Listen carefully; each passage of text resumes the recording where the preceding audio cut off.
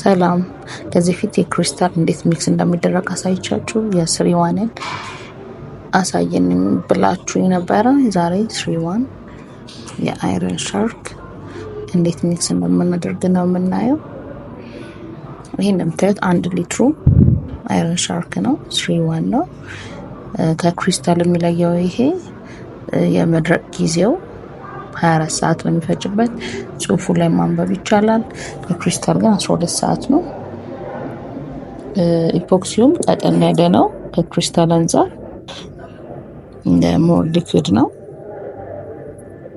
ያው ለመስራት ግን አክሰሰብል ነው። ፕላስ በብልም ብዙም አያስቸግረንም በዚህ ሲሆን የበለጠ ማለት ነው።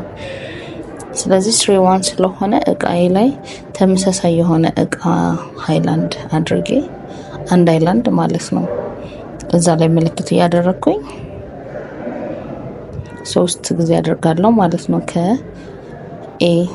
ከሪዝኑ ማለት ነው 3። አሁን ሁለተኛ ነው ያደረኩኝ ያለሁት። ከዛ 1 ጨምራለሁ ማለት ነው እና ውስጡ ላይ እንዳይቀር በደንብ አድርገን እስከመጨረሻው እናደርጋለን። ምክንያቱም እዛ ላይ ከቀረ ልኬታችን እንዳያስቸግረን። እዚህ ላይ አሁን ሚዛን መጠቀም እንችላለን፣ ግን ሚዛን ከሌለን ደግሞ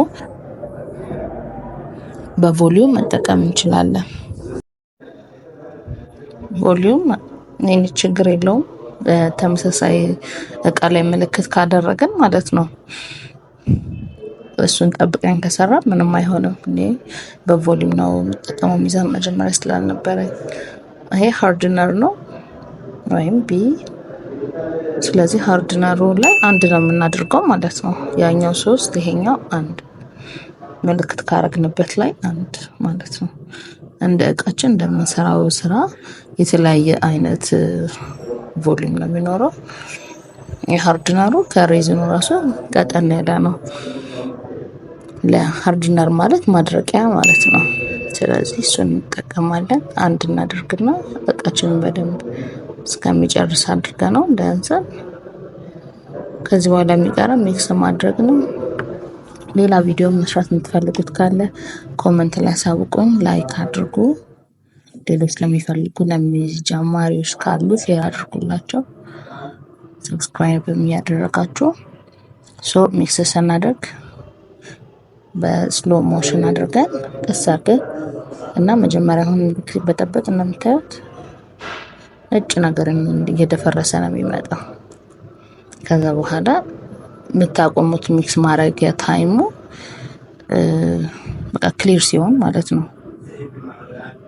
በደንብ ሚክስ ተደርጎ ክሊር ይሆናል፣ ልክ እንደመጀመሪያ ስትገለብጡት እንደነበረው ማለት ነው። የዛ ሰዓት ነው ታይሙ የሚታወቀው እንጂ 3 ደቂቃ 4 ደቂቃ ለሁሉም የተለያየ ብዛት ስለሆነ አይታወቅም።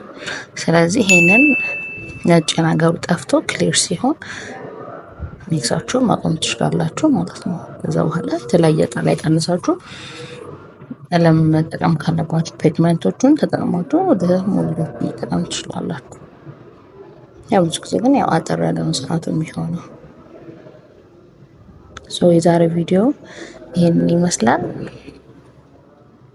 ሌላ እንዲሰራ የምትፈልጉት ካለ ላሳያችሁ ዝግጁ ነኝ። ቴንክ ዩ ባይ